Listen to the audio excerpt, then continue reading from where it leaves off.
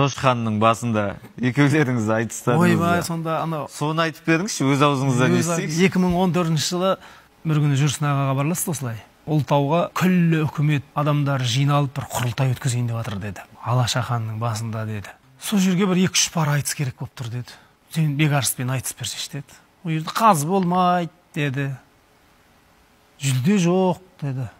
Жаңа показательный көрініс айтыс. 2 жұп деді. Біреуі Иранғайып пен Әсем айтысады деді. Тосын енді жарайды дедім, енді қазы болмаса, жүлде өтікпесе, онда қорықпайсың ғой Бекарыстан. Содан бардым жаңағы. Бекарыспен өз бірінші рет, соңғы рет айтысқаным болсын дедім.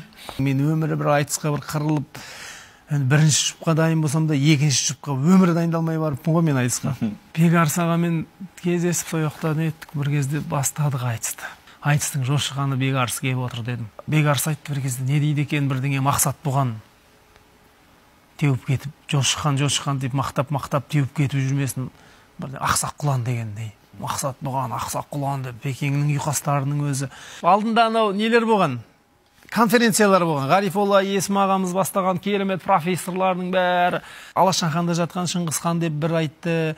Жошы ханды ақсақ құлан теппеген, ол балай болған, тарих деп жатыр, содан бірдеңе құлаққа ілініп қалған. Өзім тұрамды айтам ғой жаңағы. Ол Жошы хан деген қаған, Шыңғыстың ұлы қағанды ақсақ құлан қалай тепкен, ұйқас сонымен бітеді ғой. Бекең сонда айтты ғой. Дейсің бе, ақсақ құлан қалай тепкен, тарихқа көз жібертіп талай өткен. Ол деген кет бұғаның кереметі қағанға жеткізуді қолай еткен. О кезде де саясат бүгінгідей билікке бірден айту оңай деп пең. Заманбек өзін өзі қалай атса, ақсақ құлан Жошыны солай тепкен деді ғой. Болды ғой енді жер. Не дейсің енді? Болды ғой. Сонда айттым, ішімнен айттым, Бекарыспен алғашқы және соңғы айтысым болсын дедім.